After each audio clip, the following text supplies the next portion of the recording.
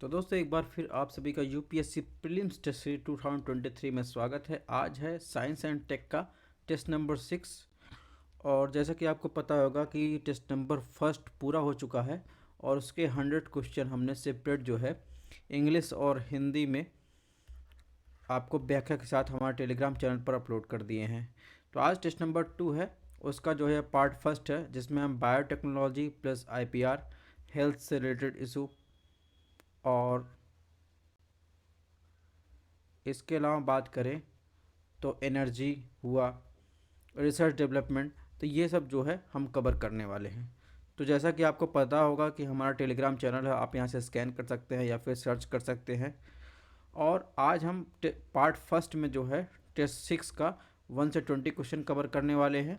अगर आपको टेस्ट थोड़ा सा भी पसंद आ रहा हो तो दोस्तों, तो आप लोग जो है देखते हैं, लाइक नहीं करते तो लाइक कीजिए, ज़्यादा लोगों के पास शेयर कीजिए, सब्सक्राइब कीजिए ताकि अपडेट आपको सबसे पहले मिल सके। इसके अलावा बता दें, लगभग हम लोग 1000 क्वेश्चन पहुंचने वाले हैं टोटल सॉल्व करने की दिशा में। तो हम लोग जो है 1000 क्वेश्चन के टारगेट पर पहुंचने वाले हैं, धीरे धीरे अपने टारगेट की तरफ आगे बढ़ रहे हैं। तो बात करते हैं आज के फर्स्ट क्वेश्चन की। इसमें पूछा है, निम्नलिखित में से कौन येलो टेक्नोलॉजी का सबसे अच्छा वर्णन करता है। तो आपको, अगर आपने जो है मेरा पहला वाला टेस्ट देखा होगा तो उसमें बताया गया है कि कई टाइप की टेक्नोलॉजी होती है, बायोटेक्नोलॉजी, सॉरी टेक्नोलॉजी है बायोटेक्नोलॉजी। तो उन बायोटेक्नोलॉजी में अलग अलग एरिया शामिल रहता है। तो इसमें बताना है कि येलो टेक्नोलॉजी का सबसे अच्छा वर्णन क्या करता है। तो आपको पता ही होगा, जिसके पहले अगर आपने देखो तो येलो टेक्नोलॉजी का संबंध जो है खाद्य उत्पादन में बायोटेक्नोलॉजी के उपयोग को संदर्भित करता है। ठीक है, इसके अलावा ये कुछ चार्ट दिए गए हैं, इसमें रेड टेक्नोलॉजी का किससे संबंध है, और येलो टेक्नोलॉजी का किससे संबंध है, ब्लू का किससे संबंध, ग्रीन का, ब्राउन का, डार्क का, पर्पल का, वाइट, गोल्ड, ग्रे। तो ये जो है, ये इतने प्रकार की बायोटेक्नोलॉजी होती, इनका किससे संबंध है ये आप देख लीजिएगा। और ये एनसीईआरटी में भी दिया गया है। आपने अगर जो है एनसीईआरटी की बुक देखी होगी या फिर अपने बायोटेक्नोलॉजी क्लास की होगी या फिर साइंस एंड टेक की क्लास की होगी, उसमें जो है इससे रिलेटेड क्वेश्चन बताया गया है। मेंस में भी इससे रिलेटेड क्वेश्चन आता है, जिसमें येलो टेक्नोलॉजी जो फूड प्रोसेसिंग इंडस्ट्री से रिलेटेड है या फूड प्रोडक्शन से है, तो इस प्रकार जो है इसमें इम्पॉर्टेंट रहता है। यानी एग्जांपल करिए, जैसे आपने जो है किड़वन द्वारा आपने सुना होगा पनीर, बियर, तो इन सब का बनाने के लिए जो है आपने येलो टेक्नोलॉजी का उपयोग किया जाता है। अब बात करेंगे क्वेश्चन नंबर 2 की। इसमें पूछा है, जोल गेम्सा जीन थेरेपी के संदर्भ में निम्नलिखित कथनों पर विचार कीजिए। ऑप्शन 1 है, जोलगेम्सा पहली जीन थेरेपी है जिसे 2 साल से कम उम्र के बच्चों को स्पाइनल मस्कुलर एट्रोफी के इलाज के लिए अनुमोदित किया गया है। ऑप्शन 2, स्पाइनल मस्कुलर एट्रोफी एक दुर्लभ अनुवांशिक बीमारी जो सर्वाइलर मोटर न्यूरॉन फर्स्ट जीन में उत्परिवर्तन के कारण होती है। कौन सा कथन सही है जोलगेंस जीन थेरेपी के बारे में। तो इसमें अगर बात करें ऑप्शन 1 की, जो इसमें बताया गया है 2 वर्ष से कम उम्र के बच्चों को स्पाइनल मस्कुलर एट्रोफी की बात की गई है, तो ये एकदम सही बात की गई है। ये एक जो है जेनेटिक बीमारी है। ठीक है,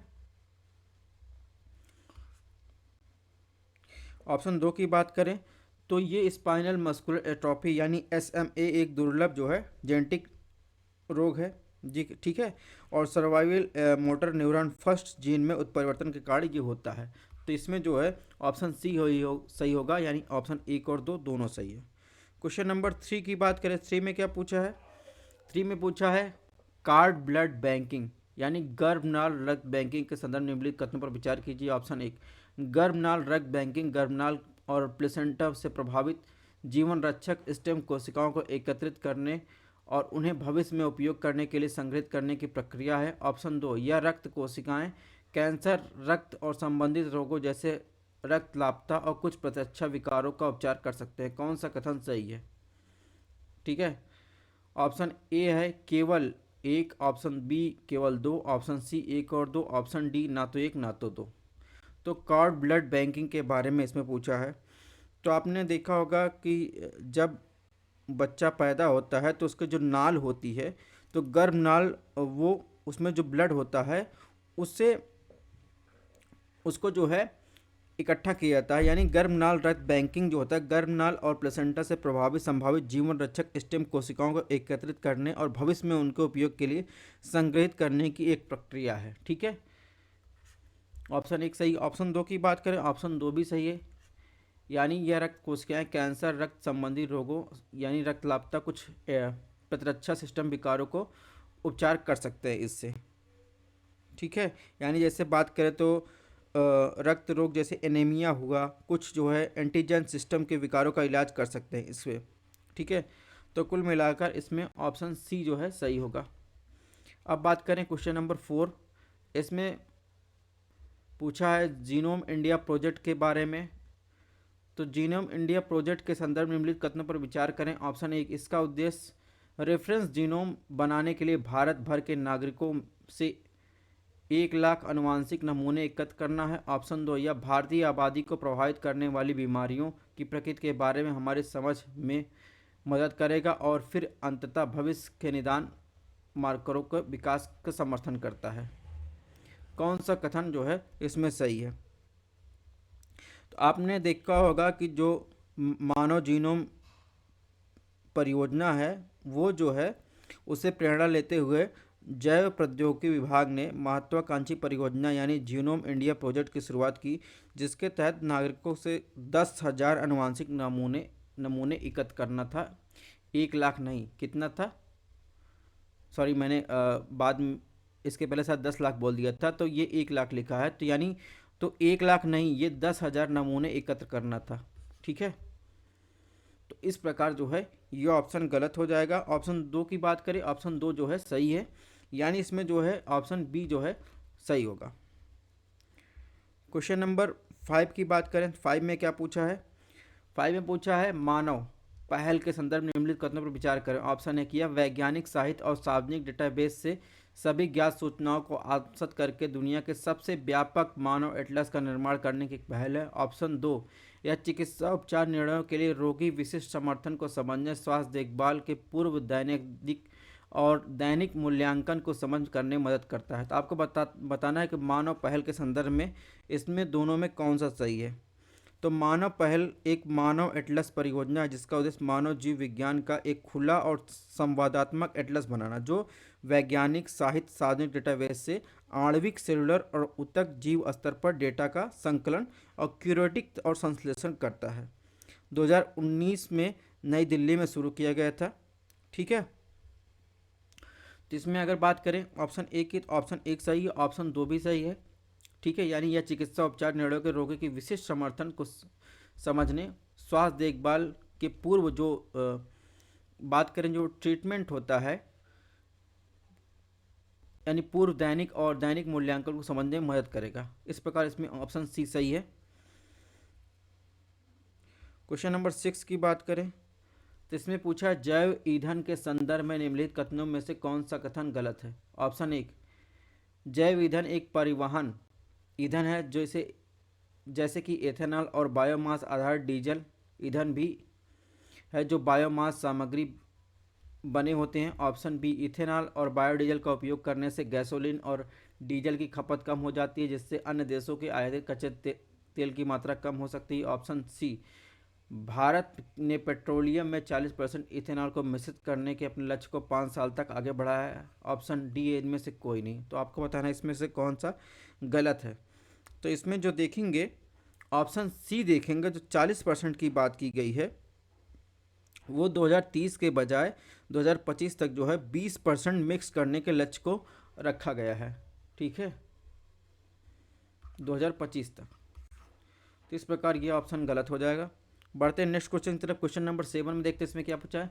निम्नलिखित कथनों में कौन सा बायोडीजल के उपयोग के लाभ हैं। ऑप्शन एक है, इससे अच्छा ऊर्जा स्रोत बनाया जाता है और इसे स्थानीय स्तर पर तैयार किया जा सकता है। ऑप्शन दो है, इंजन के प्रदर्शन को बढ़ाता है, इसमें उत्कृष्ट चिकनाहट होती है। ऑप्शन तीन है, भंडारण और परिवहन में सुरक्षा में वृद्धि होती है। ऑप्शन चार, ग्रीन हाउस गैसों में कमी।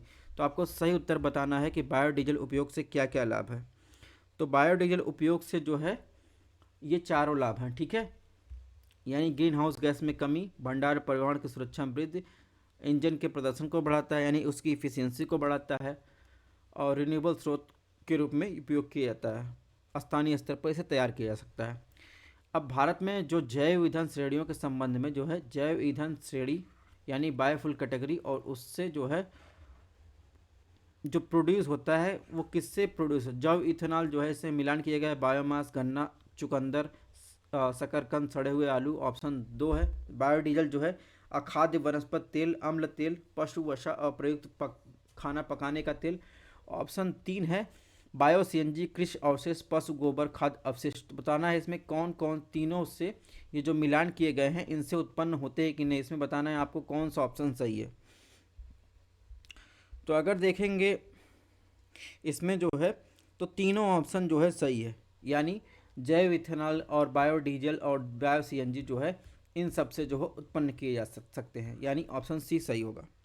क्वेश्चन नंबर 9 की बात करें, 9 में क्या पूछा है, ड्रॉप इन ईंधन के बारे में पूछा है। ऑप्शन 1 है या तरल ईंधन जो बायोमास, कृषि अवशेष, नगर पालिका ठोस अपशिष्ट, प्लास्टिक कचरे से उत्पादित होता है। ऑप्शन 2 इंजन में बिना किसी संशोधन के वाहनों में उपयोग किया जा सकता है। कौन सा कथन सही है? तो ड्रॉप इन जैव ईंधन का उत्पादन बायोमास, कृषि अवशेष, अवशिष्ट जैसे नगर पालिका जो ठोस यानी सॉलिड वेस्ट की बात करें, प्लास्टिक की बात करें और औद्योगिक अपशिष्ट की बात करें, आज से किया जा सकता है। ठीक है, तो इस प्रकार जो है ये ऑप्शन सही है, ऑप्शन 1 सही है। ऑप्शन 2 की बात करें, ऑप्शन 2 भी सही है, यानी इंजन में बिना किसी संशोधन के वाहनों में उपयोग किया जा सकता है, यानी इसमें जो है ऑप्शन सी सही होगा।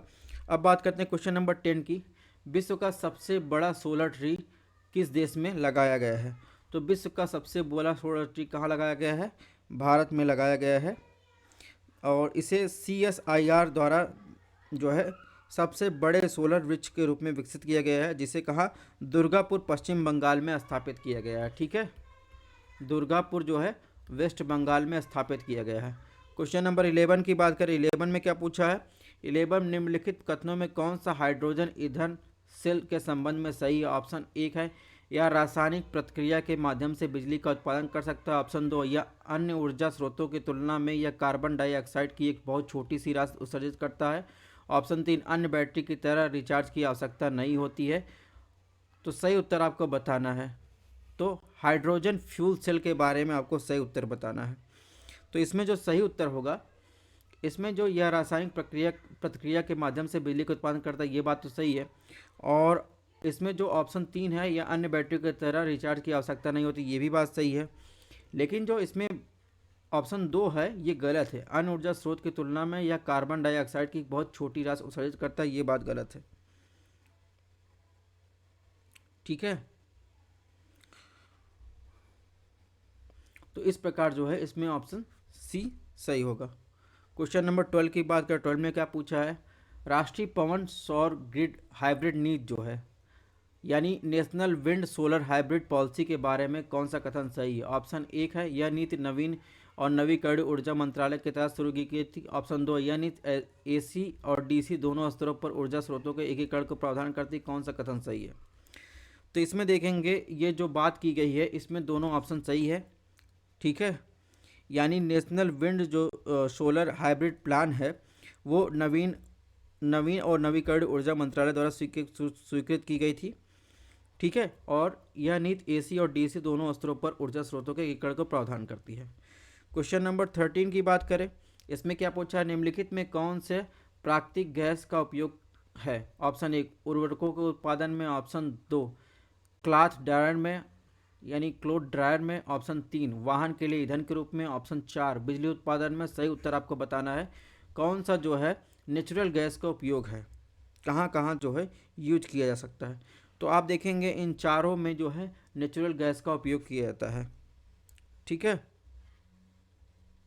क्वेश्चन नंबर 14 की बात करें, इसमें कहाँ है, इसमें शब्द जो है सूर्यपुत्र अक्सर किसके संदर्भ में चर्चा होती है? ऑप्शन 1 यह सौर मंडल का पता लगाने वाला इसरो का मिशन है। ऑप्शन बी यह एक उचित लागत पर सौर ऊर्जा विकसित करने के लिए पुरस्कार का नाम है। ऑप्शन सी यह उन सभी राष्ट्रों को संदर्भित करता है जो कर्क रेखा और मकर रेखा के बीच आते हैं। ऑप्शन डी यह सौर ऊर्जा उत्पादन बढ़ाने के लिए यूनिप का प्रोत्साहन अभियान है। तो जब बात करेंगे तो सूर्यपुत्र की, तो ये जो है यह उन सभी राष्ट्रों को संदर्भित करता है जो कर्क और मकर रेखा के बीच स्थित हैं। ठीक है, यानी जब बात करेंगे अंतर्राष्ट्रीय सौर गठबंधन को भारतीय प्रधानमंत्री नरेंद्र मोदी और फ्रांस के पूर्व राष्ट्रपति फ्रांसवा ओलंदा द्वारा नवंबर 2015 में पेरिस में संयुक्त राष्ट्र जलवायु परिवर्तन सम्मेलन में यानी COP21 के 21वें सत्र में लॉन्च किया गया था। तो इसमें क्या गया, सौर संसाधन संपन्न देश शामिल थे। ठीक है, जो पूरी तरह से या आंशिक रूप से कर्क और मकर रेखा के बीच स्थित थे। तो इन्हीं में ही जो है इसे जो है ये नाम दिया गया था। ठीक है, यानी प्रधानमंत्री नरेंद्र मोदी ने ही कर्क और मकर रेखा के बीच आने वाले सभी राष्ट्रों के लिए नया शब्द जो है सूर्यपुत्र गढ़ा था। तो कुल मिलाकर ऑप्शन सी सही है। लेकिन एक बात और ध्यान रखना है, अब इसमें उसके अलावा भी देश शामिल हैं, यानी जो कर्क और मकर रेखा के बीच देश नहीं आते हैं, अदर कंट्री भी इसमें शामिल हैं। ठीक है,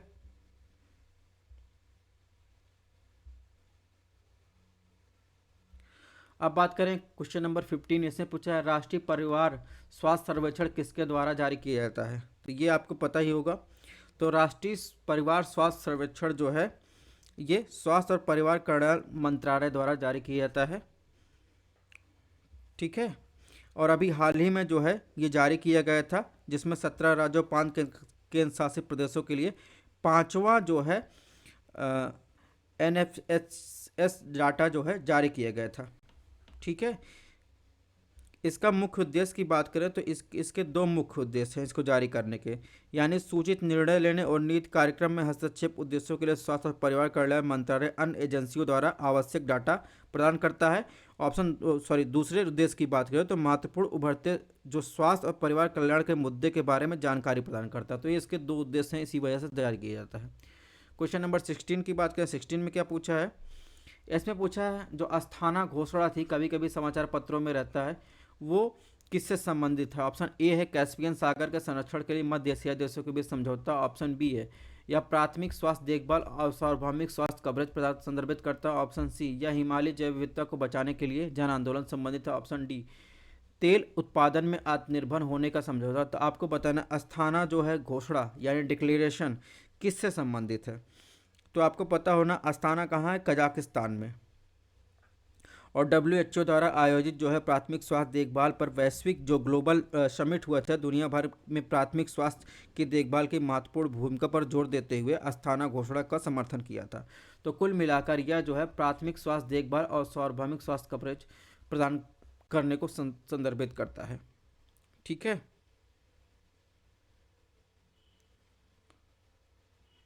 अब बात करें क्वेश्चन नंबर 70 की। एंटीबॉडी के संदर्भ में निम्नलिखित कथनों पर विचार कीजिए। ऑप्शन एक, यह एक सुरक्षात्मक प्रोटीन हो जो एक विदेशी पदार्थ की उपस्थिति में जवाब में प्रतिरक्षा सिस्टम निर्मित होता है। ऑप्शन दो, एंटीबॉडी विशेष सफ़ेद रक्त कोशिकाओं द्वारा निर्मित होते हैं जिन्हें बी लिम्फोसाइट्स या बी कोशिकाएं कहा जाता है। कौन सा कथन सही है एंटीबॉडी के संदर्भ में। तो एंटीबॉडी जो है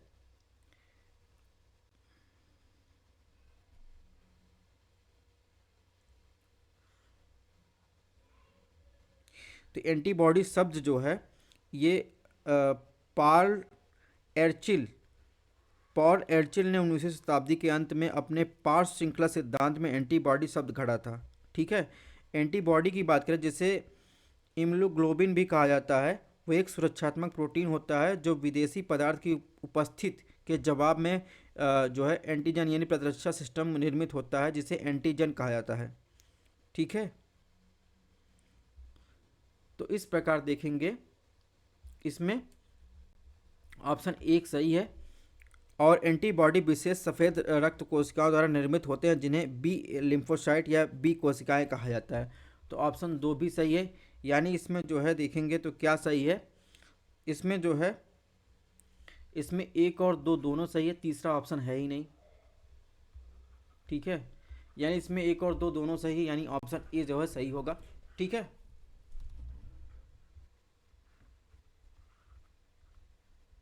ये ऑप्शन इसमें मिसप्रिंट है। क्वेश्चन नंबर 18 की बात करें, 18 में क्या पूछा है, हाल ही में विश्व स्वास्थ्य संगठन ने दुनिया की पहली मलेरिया वैक्सीन में व्यापक उपयोग की अनुमति दी है। मलेरिया के संदर्भ में निम्नलिखित कथनों पर विचार कीजिए। ऑप्शन 1, जन्म के दौरान मलेरिया संक्रमित मां से उसके बच्चों में फैल सकता है। ऑप्शन 2, मलेरिया केवल दक्षिण पूर्व एशिया के लिए एक जो है एंडेमिक एंडेमिक वाला क्षेत्र है। तो सही कथन आपको बताना है। तो इसमें देखिए ऑप्शन ए की बात करें तो मलेरिया जो है एक मच्छर जनित जो है संक्रामक रोग है, जो प्लाज्मोडियम नामक परजीवी प्रोटोजोआ सूक्ष्म जीवों के कारण होता है। ठीक है, तो ये जो है जो इसमें बात किया गया है मलेरिया जो है के कारण की बात करें तो ऐसे कई तरीके हैं, ऐसे कई जो मलेरिया कारण बन, जैसे मादा इन्फ्लुएंजा स्टीफन मच्छर के काटने से, साझा और संक्रमित सिरिंज का उपयोग करने से, अंग प्रत्यारोपण करने से, आधान के संक्रमित माँ से जन्म के दौरान उसे बच्चे में ये सब जो है ट्रांसफ़र हो सकता है। तो ये ऑप्शन सही है। ऑप्शन 2 की बात करें, ऑप्शन 2 जो है गलत है, यानी यह पूरी दुनिया में होता है लेकिन मलेरिया अफ्रीका में सबसे अधिक जो है वहाँ स्थानिक है। नाइजीरिया, कांगो, तंजानिया, मोजम्बिक, इन सब में जो है आधे से अधिक वार्षिक मौत का हिसाब जो है मलेरिया से होता है। ठीक है, और अगर एक्स्ट्रा नॉलेज की बात करें तो यह बच्चों के लिए पहली बार मलेरिया का टीका है और पहला मलेरिया टीका जो है जिसे जो है दैनिक विकास प्रक्रिया को पूरा कर लिया गया है। ठीक है, और वैश्विक स्तर पर मलेरिया परजीवियों के खिलाफ काम करता है। ये पहली बार जो है WHO ने मानव परजीवियों के खिलाफ जो है एक टीके की सिफारिश की थी। तो कुल मिलाकर जो है इसका जो है आंसर जो होगा इसमें ऑप्शन ए होगा। ठीक है, क्वेश्चन नंबर 90 की बात करें, इसमें क्या पूछा है, रोग दिए गए हैं उनके पैदा करने वाले जीवों के बारे में पूछा है। ऑप्शन 1 दिया गया है ट्यूबरकुलोसिस यानी जिसे टीबी कहते हैं या अक्षमा कहते हैं, उसे बैक्टीरिया द्वारा पैदा होता है। पोलियो वायरस द्वारा। फाइलेरिया जो है फंगस द्वारा। तो आपको बताना है इसमें कौन सा जो है सही सुमेलित है। अगर बात करें टीबी की तो ये एक संक्रामक रोग है जो मुख्य रूप से फेफड़ों को प्रभावित करता है। ये तपेदी के कारण बनने वाले जीवाणु खांसी और छींक के माध्यम से हवा में छोड़ी गई छोटी बूंदों के माध्यम से व्यक्ति के एक व्यक्ति से दूसरे व्यक्ति में फैलता है। ठीक है, तो ऑप्शन 1 जो है सही है। ऑप्शन 2 की बात करें तो ऑप्शन 2 जो है ये भी सही है, यानी ये विषाणु जनित जो है वायरस जनित रोग है। यानी पोलियो को जो है कहते हैं पोलियो माइलिटिस जो है एक अत्यधिक संक्रामक वायरल बीमारी है जो 5 साल से कम उम्र के बच्चों को काफ़ी हद तक प्रभावित करती है। यानी ये जो वायरस होता है मुख्य रूप से मल मौखिक मार्ग से माध्यम से फैलता है। यानी दूषित अगर पानी की बात करें भोजन के द्वारा ये भी फैलता है। ठीक है, और तंत्रिका तंत्र पर आक्रमण कर सकता है, इसका कारण बन सकता है। ऑप्शन 3 की बात करें, ऑप्शन 3 जो है गलत है। यानी अगर बात करें तो फाइलेरिया जो है वो जो है जिसे लसिका फाइलेरिया जिसे आमतौर पर क्या कहते हैं एलिफेंटियासिस के रूप में जाना जाता है, ये एक उपेक्षित उष्णकटिबंधीय रोग है जो फाइलेरिया एक परजीवी रोग है। ठीक है, यह एक प्रकार का राउंड वार्म के संक्रमण के कारण होता है। यानी ये खून चूसने वाले कीड़े जैसे काली मक्खी मच्छरों से फैलते हैं। संक्रमण तब होता है जब फाइलेरिया परजीवी मच्छरों के माध्यम से मनुष्यों में फैलते हैं और संक्रमण आमतौर पर बचपन में प्राप्त होता है जिससे जो है लसिका तंत्र को छिपी क्षति होती है। तो ये कुल मिलाकर इसमें जो है कौन सही सुमेलित है, 1 और 2 सुमेलित है। क्वेश्चन नंबर 20 की बात करें, इसमें क्या पूछा है, हाल ही में मनोदर्पण कभी कभी समाचार पत्रों में रहा, तो ये जो है क्या है। ऑप्शन 1 मराठी का पहला अखबार। ऑप्शन बी यह छात्रों और उनके मानसिक स्वास्थ्य के लिए मनो सामाजिक सहायता प्रदान करता है। ऑप्शन सी आदिवासी महिलाओं को उद्यमी बनाने के लिए प्रोत्साहित करता है। ऑप्शन डी उपरोक्त में से कोई नहीं। जैसा कि आप ये फिगर देख रहे होंगे तो ये जो मनोदर्पण है ये केंद्रीय मानव संसाधन विकास मंत्रालय ने छात्रों को उनके मानसिक स्वास्थ्य और कल्याण के लिए मनो सामाजिक सहायता प्रदान करने के लिए मनोदर्पण पहल शुरू की गई थी। और तो इस प्रकार जो है इसमें ऑप्शन बी जो है सही होगा। तो दोस्तों इस प्रकार हमारा रहा ये साइंस एंड टेक्नोलॉजी का टेस्ट नंबर 6। इसमें 20 क्वेश्चन पूरे हो सकेंगे। इसकी PDF हमारे टेलीग्राम चैनल पर मिल जाएगी। और टेस्ट कैसा लगा आप कमेंट बॉक्स में ज़रूर बताइएगा। चैनल को लाइक कीजिए, शेयर कीजिए, सब्सक्राइब कीजिए। मिलते हैं नेक्स्ट टेस्ट में। इसके बाद एक टेस्ट और आपका होगा ज्योग्राफी का, यानी एक दिन में 2 टेस्ट। ठीक है, टाइम कम है और टेस्ट को आप लोग पूरा देखिए। ठीक है, अगर आपको कहीं भी दिक्कत हो रही तो आप कमेंट बॉक्स में बताइए। Thanks for watching. अपनी हेल्थ का ध्यान रखिएगा। मिलते हैं नेक्स्ट टेस्ट में।